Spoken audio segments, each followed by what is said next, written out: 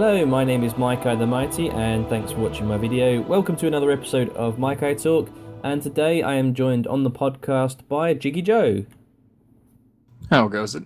And we're here to talk about, obviously, what's been happening. We had a bit of a big week going on in Guild Wars 2 this week. So for those of you out of the loop, there was a massive patch. It's every quarter they do one of these patches.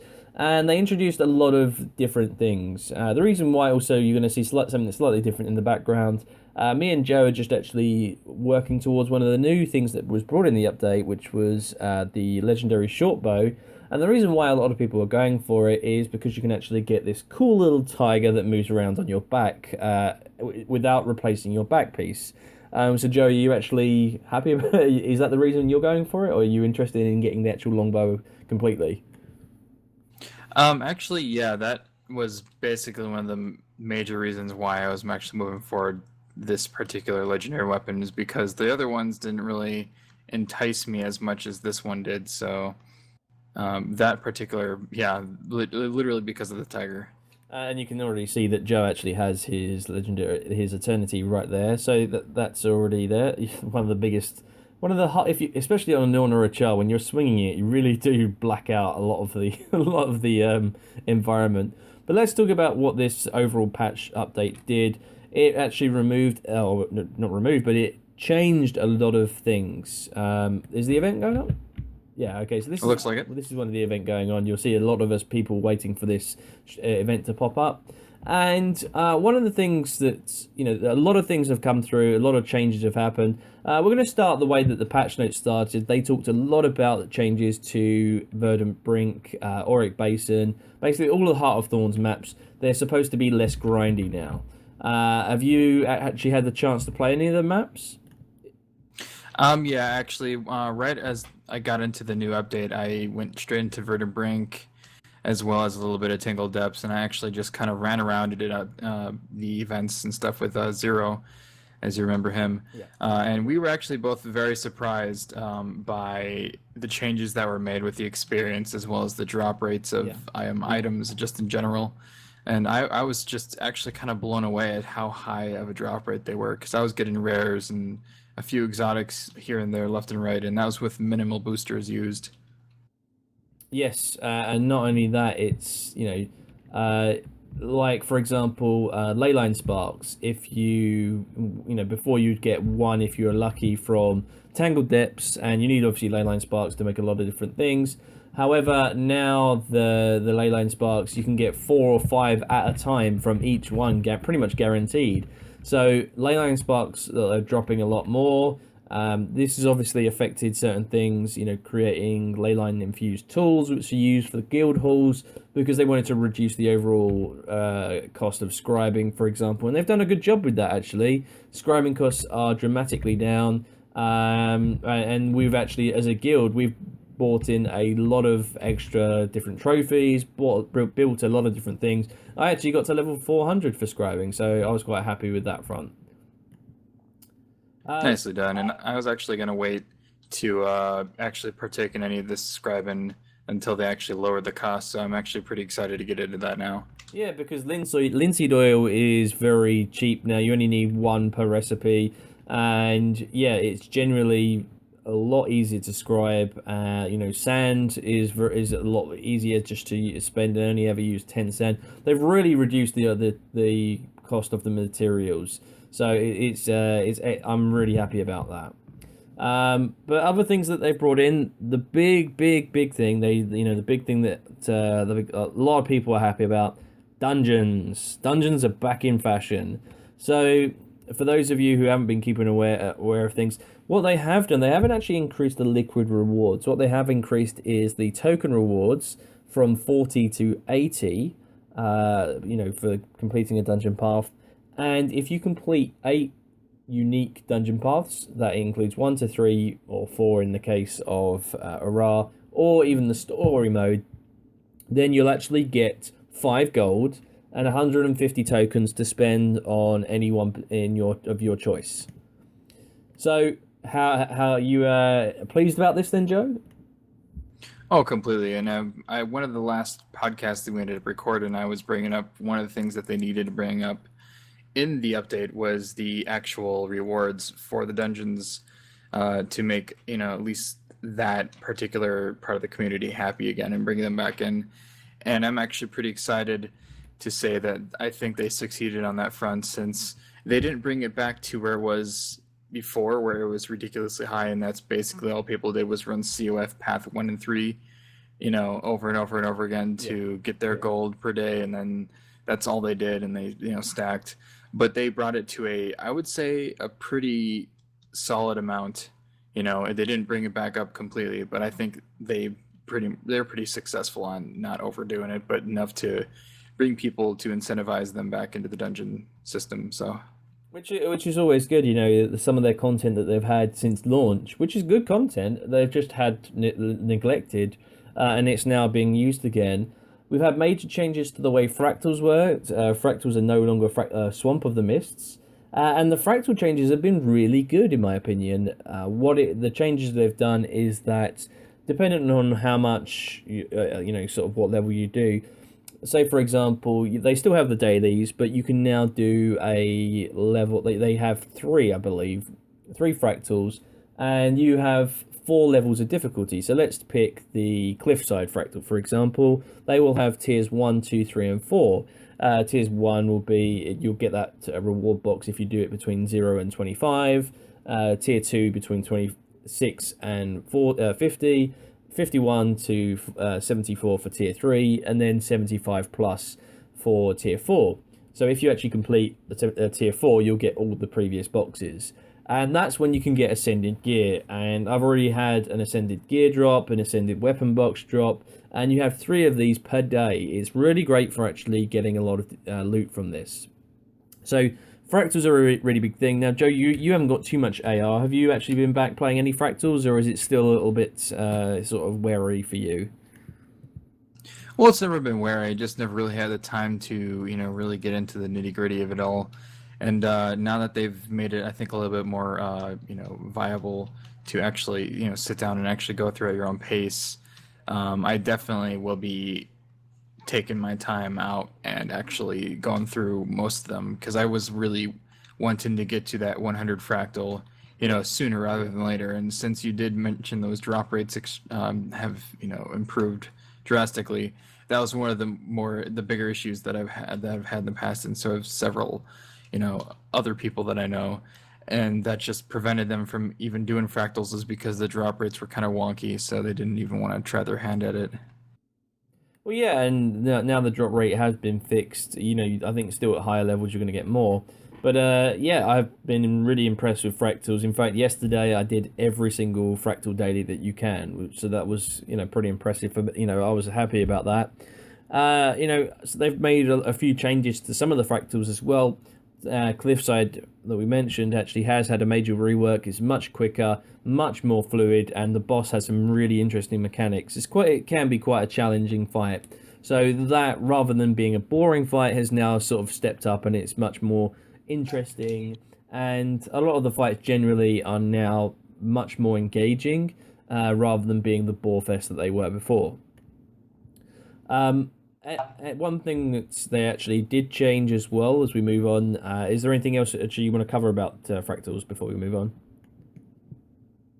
No, I think you pretty much covered most of it. I'm just pretty happy that they've given people more ways to play the game, with those dailies, and just the, more options to get gold and progress your character. So, well, speaking of dailies, obviously now, if you complete your dailies, not only do you get laurels, but you also get a flat 2 gold.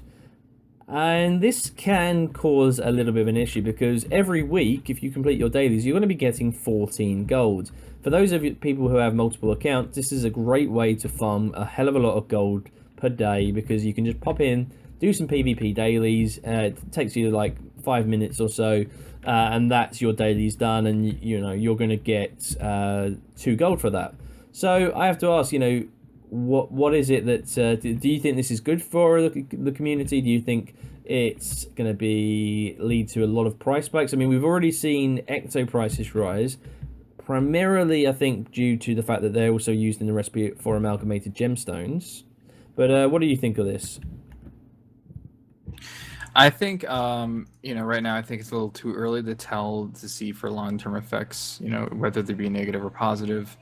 But so far, I actually think there was some impact. I mean, before this patch came out, a lot of the rare items I was selling was just like in mid 30 silver Yeah. at each, for a decent sell. And now they're anywhere between like upper 30s to like even 60, 70, or even 80 silver per high up level rare drop. So, I mean, we're already seeing a lot of inflation going on. I know the ectos were like 48, almost 49 silver Yeah. each. And I can only see them going up from here, as you said, from the amalgamated gemstones. And I can I really do hope. I hope not that the inflation doesn't partake too much, but I can still see that happening. But I think only time can tell at this point. Yeah, so that was one thing that was brought in. We also had changes to PvP. Now PvP had obviously it's the end of the season, so there were some changes to balance. We'll come on to those a little bit later. But right now, the map changes, which they have not had map changes for a long time, have they? No, they haven't, and I really hope that they, increase those a little bit more often. But we'll see. And so the map changes have come in, and it's been an interesting what they've actually done. Skyhammer looks actually much better. We've also got changes to Spirit Watch. In my opinion, I think Spirit Watch could become one that we see into the Pro League. I think it's got the ability, it's got the potential for that. I think it's got some real like capture the flag type essence to it. And now that they've changed the fact that you can't, when you pick up the orb, you lose all your skills. So that's really, for me, that's going to be something that's really going to show off some good play. They've increased the point rewards as well. Changes to like forest, where now you at the spawn of the beasts now, sort of forest, so the chieftain and Svanir, they've changed the times now, so you can actually go capture the points first rather than go for the beast. So we've had a few interesting changes to come into PvP. And in my opinion, changes long overdue and very welcome indeed. You haven't experienced too much of the PvP, have you? No, and I actually haven't even been in the new Skyhammer map or anything. It's just I read up on it and I saw some screenshots and et cetera, et cetera. But I'm actually really looking forward to this next season to start, because it looks like they're kind of heading in a pretty solid direction for the competitive scene for PvP. And if they continue to support the older maps and update them to a good point where they can be played in a competitive scene, I can feel it being more than just the full fire and the fell kind of rotations that have been going on lately. So Yeah, well, for now, those of you watching this video right now, you'll be able to see that we actually did get a reward for that. And now we actually have to move on to the next stage, where we were actually on our way to collect this shortbow legendary. So while me and Joe are going to continue to do this in the background, let's talk about something else that's really come in a week, a few days after the patch. It's just hit from the day we were recording.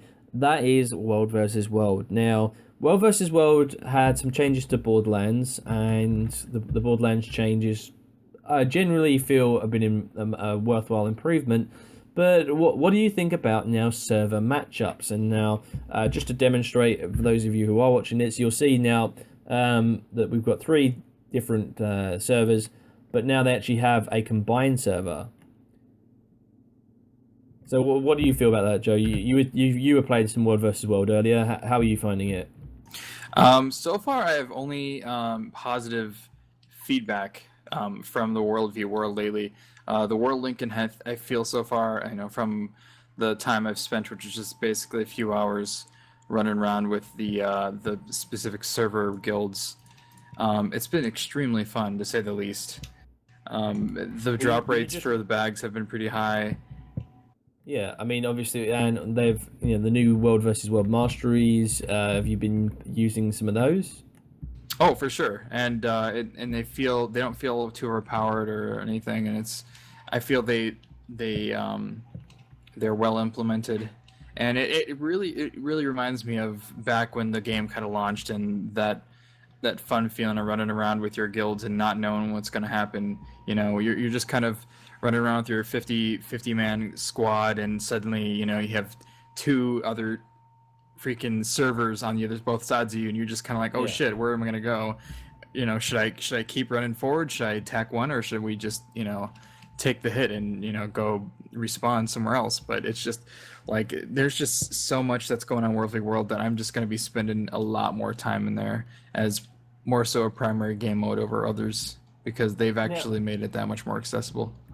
Now, do you think that there are any negatives about having two servers join up together? Now, there was one thing that you did mention to me that could be seen as a negative, whether or not it's just the first night, you know, when we have server reset. It'd be interesting to find out that. What are your opinions, you know, sort of on, you know, tell me about your opinions on the world versus world side of things regarding the server join ups. Oh, for sure. I mean, I've already seen a lot of drama that's taken its place and its toll into the World Lincoln because of, like, I don't know if it's just for this particular matchup, but I know that there was a few that actually caused other servers to get a little bit angry just because of the matchups that were chosen this time.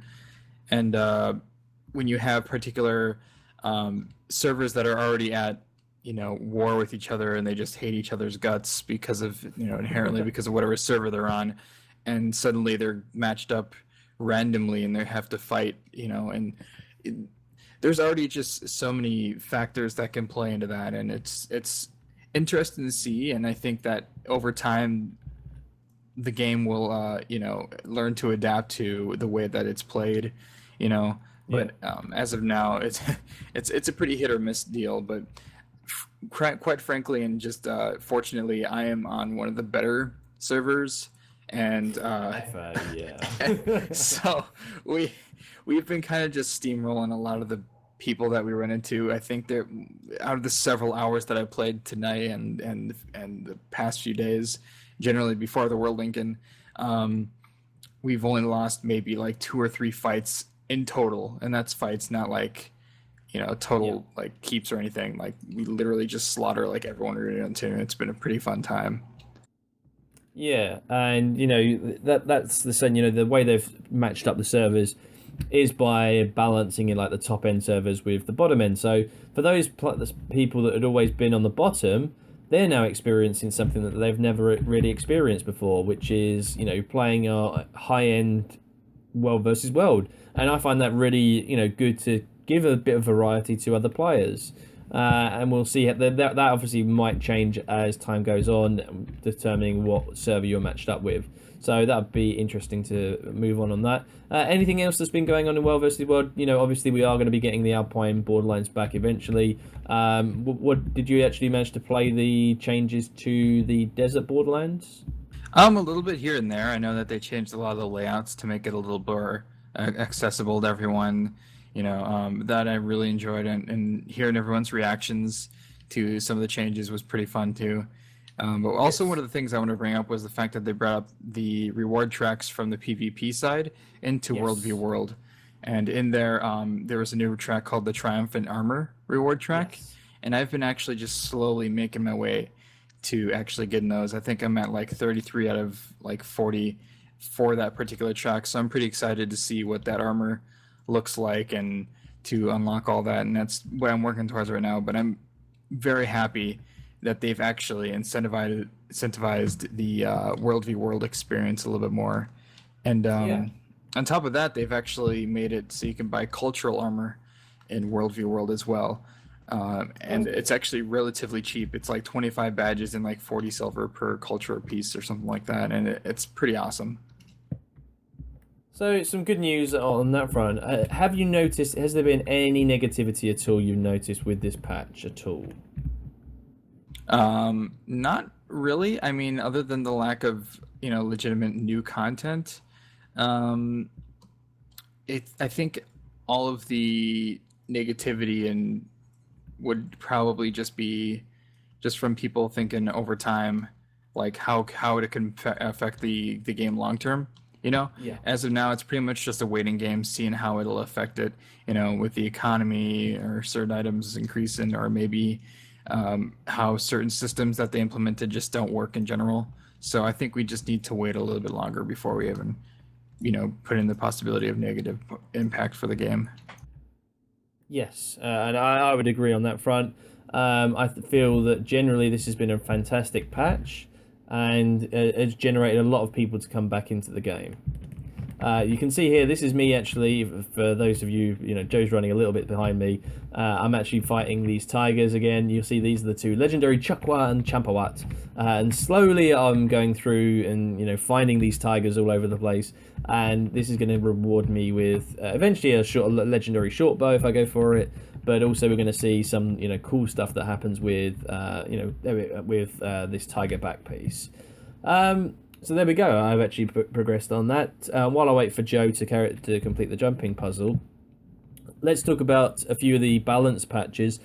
Generally, I feel that the meta was in a good place. They've changed a couple of things, particularly for the Guardian had a few nerfs. There was a nerf to search and rescue, which was a little bit overpowered. But generally, do you feel that the patch was in a good place? Yeah, and I think that there was a few of the skills that they relied a little bit heavily on. In particular, the slick shoes for the engineer, that got nerfed pretty hard. So it'll be pretty interesting to see how the community adapts, like within the raids, because a lot of people relied pretty heavily on that particular skill for a lot of the instances. So I feel a lot of them were, a lot of the balances, the changes with this patch was pretty well thought through for the most part, and it's definitely been improved on from the previous ones for sure. Yeah, no, I'd agree on that front. Um, I mean, what else about the patch was there that you found really exciting? Was there anything that really stood out for you, or was it just a combination of so many different things? Obviously, it was 2 pages of notes long. Was there anything else that we've not talked about that was interesting for you? No, I'm pretty sure we covered most of it. It was pretty much the fact that they tried to incentivize the game more. You know, they brought back the dungeons. I wasn't able to play the game a whole lot due to just life in general. So it's nice to actually play the game again and actually feel like you're progressing, opposed to just kind of running on a treadmill and feeling like you're going nowhere because you have to you have to actually put into so much time into the, especially the expansion pack part of the game and the legendary weapons, the new ones. So I'm Yeah. pretty happy and excited to actually progress now, opposed to just kind of hoping and wishing I can, set a good chunk of time aside for the game. So Absolutely, and I would also have to say that I feel with this patch, every game mode now feels rewarding. If we go back and cover, like when we started off talking about this, the changes to Heart of Thorn maps, it's really easy to get a lot of the loot from that. A lot of airship parts, a lot of leyline crystals. They're a lot easier to get now. So it's well worth going back into the Heart of Thorns and trying some of that stuff out. Adventures are a lot easier. I finally completed gold on the shooting gallery today, so I was happy about that. Then we had the changes, the legendary weapon brought in. We've had changes to PvP, world versus world.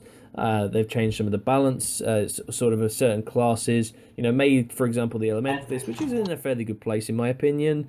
The Scepter, trying to buff that. Mesmer didn't really get much nerfed at all. I thought they could have nerfed a few things. Engineer had a little bit of his sustain reduced, which is, I was happy about because I feel the Engineer was a little bit too sustainy for people, in PvP particular.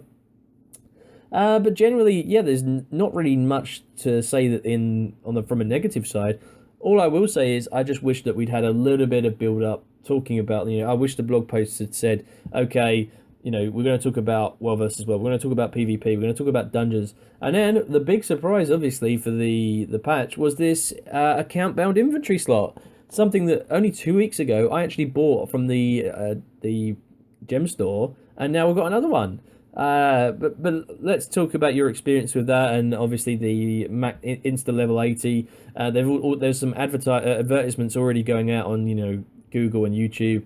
If you notice them, that are saying you can insta level or level 80 to level 80. What are your opinions on this, Joe? They've had this in World of Warcraft. Do you think it's good to have it in Guild Wars 2? I do, because you have a lot of people who either just started playing the game recently because it just went free to play, and you don't have that many people who actually have the expansion pack. So this gives people a pretty nice opportunity to actually dig into the expansion pack content, but if they didn't actually dedicate the time to level up a character fully if they were newer.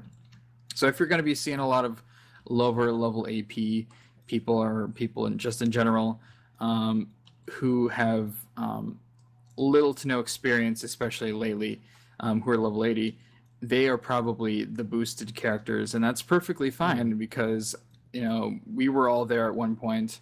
So it takes time to learn the game and the mechanics, and especially since Heart of Thorns was designed to be in-game content, I feel that this was definitely a good spot or a good choice on ArenaNet's part completely, just to actually get that community going and to populate the new maps, especially considering that was one of the scares of the Heart of Thorns content, was that the maps would eventually die out because of the lack of content, and now this actually gives people a way to get into that content. Yeah, completely. And things like Dragon Stand. One of the things, the big criticisms for Dragon Stand, obviously it's a big meta event. That is the map. But now they've actually, once you complete the event, defeat the Mouth of Mordremoth. Before you only had 15 minutes to go around and do everything after it's been completed. Now you have 25 minutes, so you've got a lot more time now. The vendors are now spread across the map, that you don't have to go all the way back to the Mouth of Mordremoth to speak to that vendor. You can speak to him in the camp, so it's a lot more quality of life that's been brought in, and that's been fantastic. And I think that's pretty much what this sums up. Generally, Guild Wars 2 now is a much more fun game to play. All the game modes do feel rewarding and have just generally had a facelift. It just really gone from a game down in the doldrums to being very depressed. Now it's actually, wow, I can do this, wow, I can do that, and get rewards for it. And it's like, yes, this is good. This is what I wanted. And it's just a shame it's taken so long. And again, that's being sort of a slightly negative. It's come 6 months after Heart of Thorns came out that they've finally properly fixed a lot of things in the game. So yeah, generally not too much negativity about this, but with regards to the level 80 boost, I've used it on my EU account to level up a character to a level 80. Yet to do it on my main account because I don't know if I want to create another character, and I'd have to buy another character slot, and I don't want to waste it, even though like some of the other rewards are quite nice, the teleport to a friend, some die kits, etc. I don't really see the need to use anything in my account bound inventory slot right now. You've already used yours, haven't you? Yeah, and again, I use my boost only because I only have one account, and all of my characters on this account are level 80, so I really had no use for the particular boost. But what if you use the boost on a character that is level 80, it pushes you to the Silver Waste, and it gives you a level 80 pack full of a lot of really nice goodies. So you're really not losing anything on any end, and it's free too. So I mean, you can't complain about that. And I felt ArenaNet definitely offered that pretty awesome surprise there, and I'm happy that they kept that under wraps at least. Yeah. I did think that the video should have been released the day before, because to give that, right, again, something that they shouldn't have just thrust on us. They should have actually had that video go up on the Monday and be like, oh yeah, this is awesome, and you can come in, rather than people go, what the hell is this? What is it? I'm confused. What does this mean? Am I going to use it if I'm level 80? What? It was, in my opinion, it wasn't very well done. But let's move on. One of the other phenomenal changes, in my opinion, that's added a huge amount of quality of life has been the change to looking for group tool. What are your opinions on that, Joe?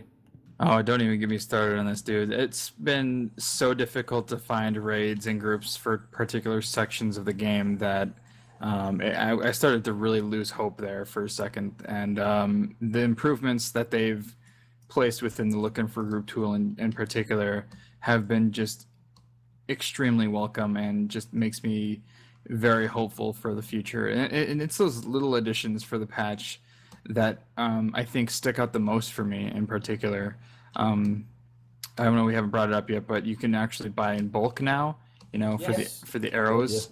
That's a smaller thing that has been wanted in the community for a while now as well, that they implemented. And it's those little changes that I think really pushes the game forward more. Yeah, for those of people who are not sure, like if you wanted to buy something from the merchant, say 10 orichalcum mining picks, you rather than buy one individually at a time, you now have a little arrow that you can just click move up to 10, and it actually changes the value of the items in on the screen, so you can see actually how much 10 cost and buy them straight away. So that's pretty cool. You know, it allows you to dump, you know, particularly for things like super clouds with the super adventure box. They were a nightmare to actually deposit into your guild bank. Now it's a lot easier. And one thing we actually haven't covered yet is that you know, we talked about looking for group and raids.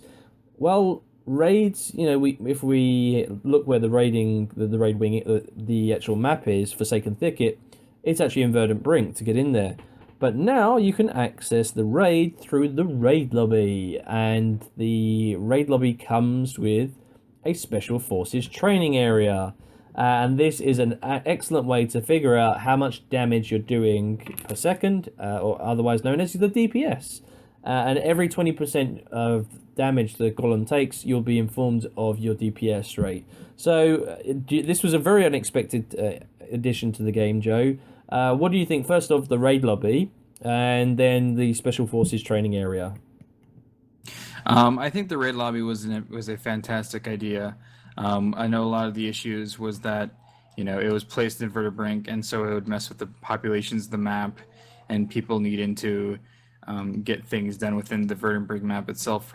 So I think that actually solved a lot of the issues. If they removed that portal in Vertibrink entirely, I would not be missing it, just because it throws off the flow of the map and the events. So if they just implemented all future raids into that instance, I actually would not miss it a whole lot. Like, I know it kind of gives the game a little bit more of a flair, I suppose, if it's located somewhere in the world. You know, it makes it feel a little bit more alive. But you know, that's something that they did with the fractals, and I feel like that's still something that feels very well put together, regardless of it just being an instance like that. Yeah, and I completely agree with you. But let's talk now as well about the DPS golem. I think this is a terrific addition, and actually can help teams really build up and fine tune how they operate in a raid. So, for example, you could actually test out how well, if you were looking at taking on the Veil Guardian, but you could actually make sure that your guild, if you've got a guild of 10 players, you know, you're not sure, you know, say you've never gone into Veil Guardian before, you're not sure how much damage you're actually doing. You can go in individually and see how much damage you're doing per second, or you can go in as a group and you can actually test if you're going to do the certain amount of damage before the timer expires. And it's a great way to just demonstrate and see if you're actually going to be able to defeat these raid bosses. So for me, it's a great addition. I think the raid, the whole area looks impressive. The fact that you're able to put boons on, you're able to change whether the boss moves around or not. I find it fantastic. As we're seeing, you know, for those of you watching again, you're going to see Joe struggling to try and get up this jumping puzzle. But yeah, overall, I think the raid lobby is a clever idea. The DPS meter, something that was being brought in a lot by, you know, outside sources, and now it's actually in game. So is this a good thing, or is this is this good for you? What do you reckon? I mean, yeah, the implementation of it was done really well, and I feel that it can only be a positive improvement for the game. So there's literally nothing bad about them actually implementing this into the game. So I'm pretty excited to see what other little things they're going to add in the future to make other systems a little bit easier to work around. Yeah. So they introduced this DPS lobby alongside, you know, in the raiding sort of the raid section. So what other things did they bring in? They did make a few little small tweaks. They changed obviously things like the Black Lion kits. They've just changed some of the things that were in there. They changed a few bugs that was coming out. You know, things that basically I can't really cover in everything in this video because there was so damn much. You know, we talked about scribing, how much scribing got reduced. That was a fantastic, you know, addition. there really hasn't been anything to say that was in a negative fashion, which is pretty rare from a patch this size as well. Again, my only negative thing was just it was disappointing to see how it actually got released, and how we little information we got ahead of the patch. Yeah, and I know that was one of the first things that we talked about after release, and I completely agree with you. There was little to no hype for the patch that come out, and it was basically Mo saying, "We'll ship it when we ship it. We're not going to talk about it." And I feel like, yes, that was a good way to go about it, but also I feel like they needed to hype it up a little bit.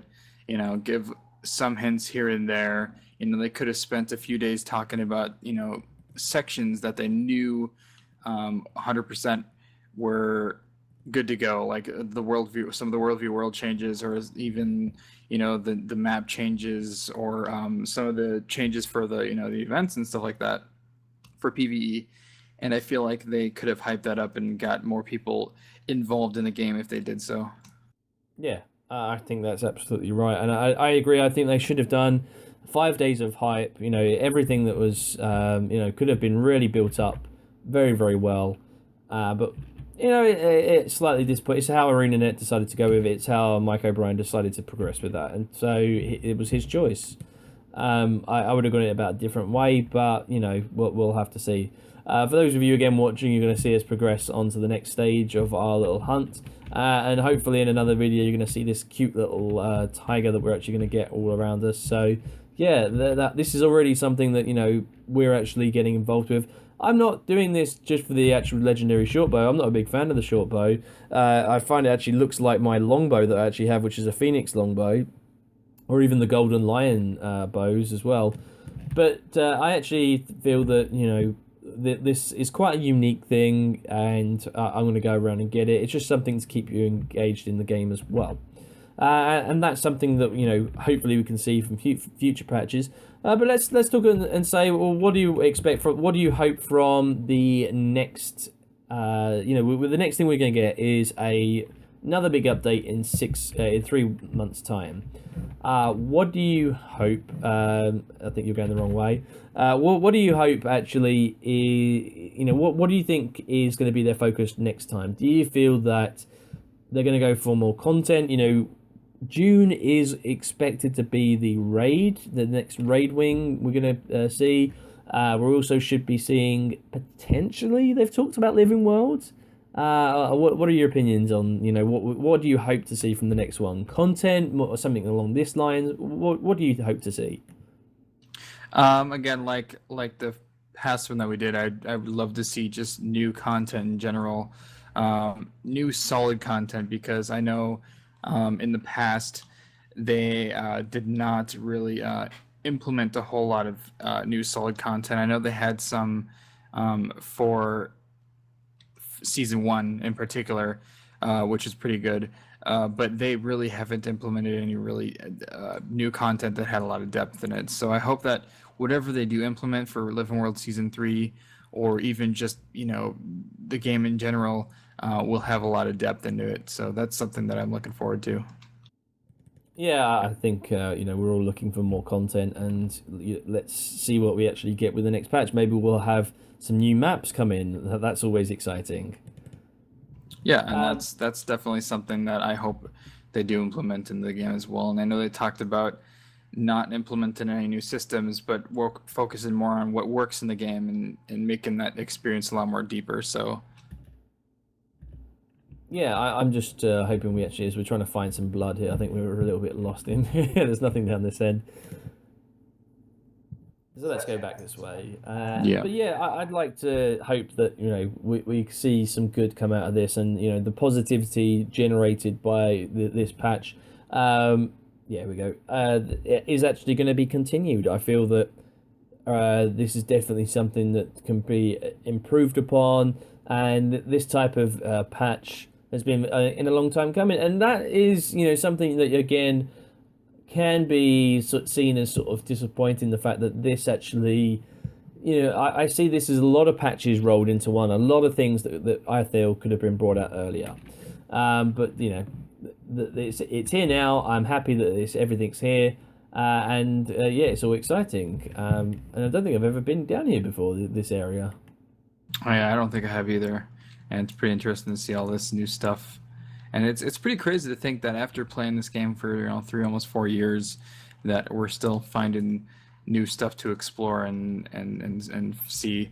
I actually think we're doing this particular part in the wrong direction, considering the Tigers are walking in either way. I agree. I think it's supposed to be the other way. I think we've just come from there, and yeah. Yep, I think they were supposed to. Yep. So let's keep going this way. Oh right, okay. I assumed it was from the waypoint. That That'll because work. we've just come from where actually the jumping puzzle ended, and I think that blood that it was come from there, and it should be going north. So I think I've taken us the wrong way. That's okay. That happens. But is there anything else about the patch notes that really that you wanted to talk about, or is there anything else? I mean, one thing that obviously the patch notes, the patch came in with the end of Super Adventure Box. Now, how did you find that as a festival? I mean, you didn't play it too much, but generally, did you enjoy it?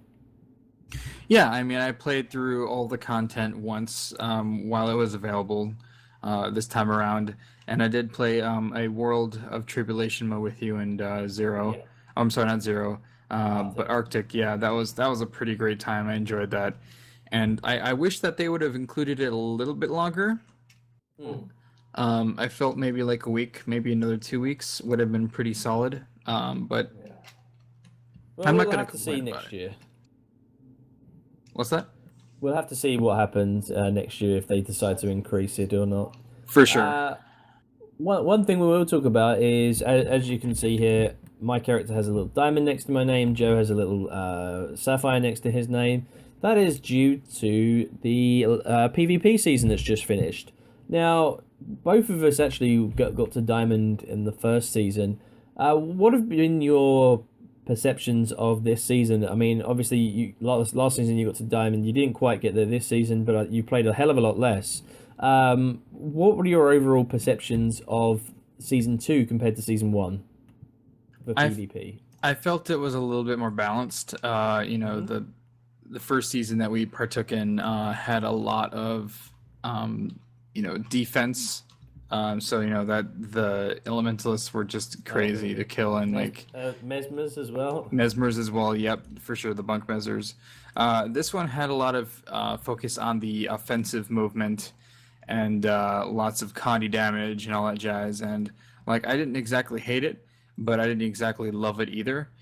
So I was kind of in a mixed road there.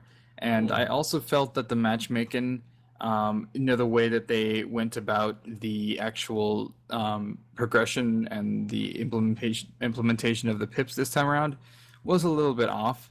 Um, but I'm not gonna go into a whole big rant about that. But I just didn't really have enough time to partake in the PvP season this time around. So that's why I only got to Sapphire, even though I could have easily pushed up to Ruby and probably even Diamond again. So Yeah, and I could have actually. I stopped like two. I got to diamond in the first week and a half, and I just gave up after that. I didn't really want to have the grind to get to legendary.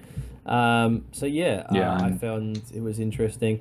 And what's also interesting is we're going across these frozen tiger tracks. That we actually see like this ghostly tiger come out. yep, and that's actually what's pointing me in the right direction is seeing which direction the tiger walks in. So Ah, okay. So there you go. yep. It's pretty cool.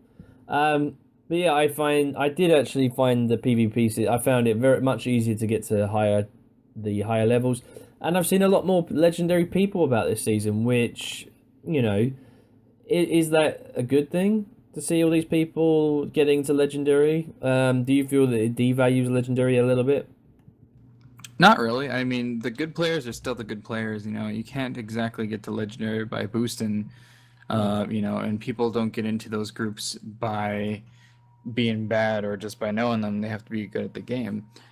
So I feel like it's not exactly a showing that it's making it less of something more special, but I think that it just shows that the community in a whole, the PvP community as a whole, have progressed to a point where I think there's more skilled players and the people that really want to play PvP enough to obtain that, opposed to anything less than that.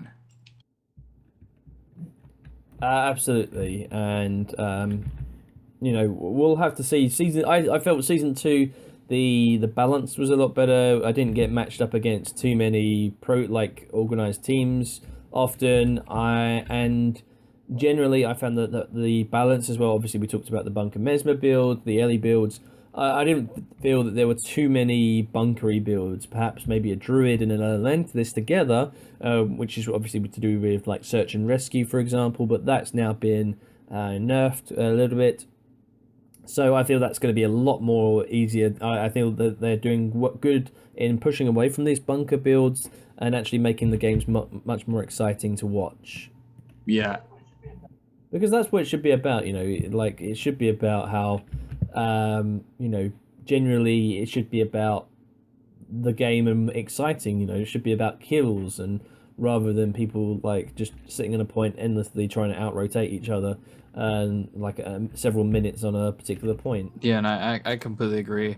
I really hope that they do get to a point for the competitive PvP mode where it gets enjoyable for people to watch and actually understand what is going on. Even people who don't even know Guild Wars at all, and they just kind of are, flipping through channels or Twitch streams or whatever, and they kind of just fall apart on it and see that, that not a lot of people know what's going on because the amount of skills that's going on the screen, and it's just hard to follow in general. So it's pretty. Right. What's up? All right. Let me ask you this then. Do you feel that? Sorry, I didn't see where the tiger went there. Do you feel Stronghold would be better? It would be a better watch than Conquest? Then Conquest. That is a very difficult question to answer at this point. I feel that Stronghold was just kind of gimmicky, and just kind of added in there, tossed in there to kind of try to get the attention to those players who enjoy MOBA games and such. I particularly don't really enjoy the mode a whole lot, and I haven't tried it with any of the changes that might have been brought into with this update. But I'm so more involved with just the standard PvP modes. So Yeah. Well, no, I just mean from a spectator's point of view, it should actually be a bit easier to watch Stronghold than Conquest. to an extent, I can probably agree with that. Yes, but the part that makes the game a little bit less accessible than other games is the fact that there's just so much going on the screen, and it's hard to pinpoint exactly what skills are being used just because of the amount of particle effects that are going on and the variety of game modes, and so it's hard to explain exactly what's going on to new players. Yeah, and I think that is a challenge, but this is an MMO, and it wasn't particularly designed for PvP because PvP was something that came along. The way that the original version of PvP was pretty poor for Guild Wars 2. It wasn't fantastic, and it was pretty basic. But now it's got to the point where it is kind of a little bit more polished, but it still has its flaws, but it is much more improved than it was.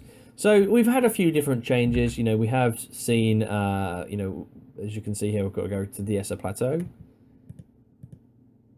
But we actually have, I feel, in the PvP scene, I feel it's improved a hell of a lot Oh, for sure. compared to when it was, Yeah, and I originally. completely agree. I didn't play a whole lot of PvP originally when the game launched, just because of those issues that you had mentioned. And it's pretty interesting to see how far it has gone so far, and I'm really excited to see where it'll be going in the future. So generally, I think we are both in the positive camp right now. There's so much to do. It's really pretty enjoyable right now. I don't see how there's it really. I'd say the community was on a real low after the announcement about legendary weapons.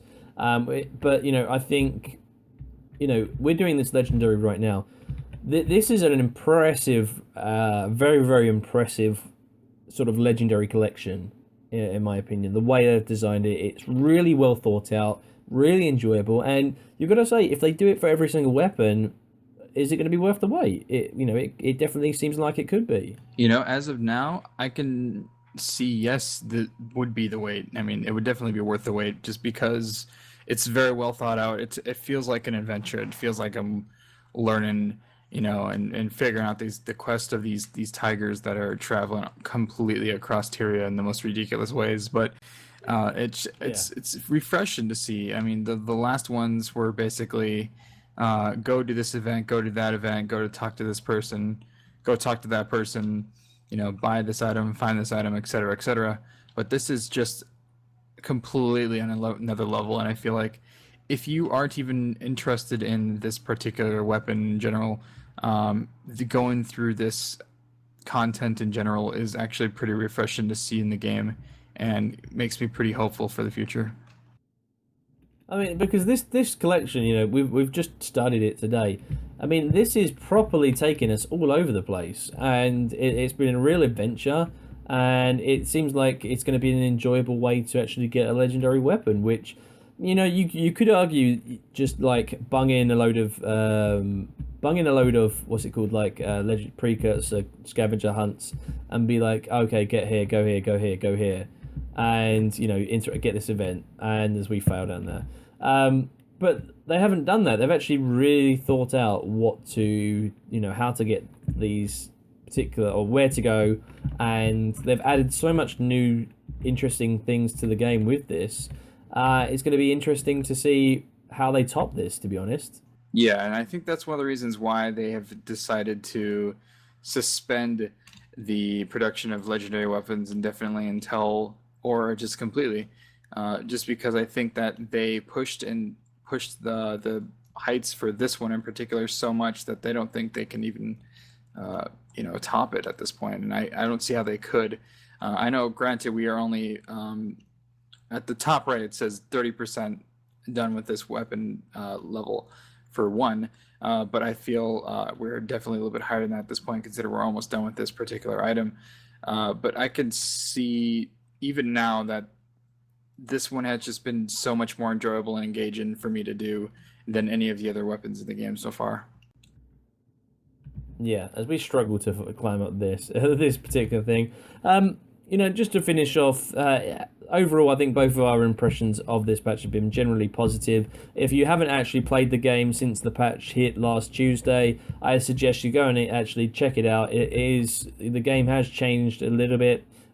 We've seen a lot of different things come in. It's a lot more improved. Dungeons, fractals, everything's a lot more enjoyable. World versus world. The whole systems look definitely as an improvement. I would definitely recommend it, and I think, Joe, you'd be in the same boat on that as well, wouldn't you? Oh, completely. And I've tried to get a few people who have already kind of, quote unquote, kind of lost hope in the game itself, and kind of have moved on to other games. But they have kind of been like, oh no, I don't want to get back into it because I felt the issues that were brought up in the game in general left a bad taste in my mouth. But I'm pretty positive that if they were to return at this point, that they would be pretty happy with what's there, because these people haven't really experienced a lot of the Heart of Thorns content because of the amount of time that was needed to put into it. And I feel like they're able to actually dig into it now and actually feel a little bit more rewarded opposed to what it was before. I think that's a good point. And if you guys have actually got any opinions on this, please let us know in the comment section. It'd be great to hear your thoughts, as I've actually done it. There we go. There's a little gap you can go in, Joe, so go around the back of it. Okay, I see it. Yeah. So yeah, guys, please let us know in the comment section what are your overall opinions on this particular patch. It'd be great to actually have you guys interact and see generally what your opinions are. Do you agree with us? Is there anything you disagree? What are your disappointments? Was there any disappointment you had? Please let us know. And again, thank you for Joe for actually being on the podcast. Yeah, no problem. And I apologize for completely sucking on these jumping puzzles. To be fair, we're both on Norn, so it is kind of hard to do it on the Norn compared to I usually jump on the Azura. But yeah, thank you very much, guys, and we'll catch you on the next video. Thanks for watching. Take it easy.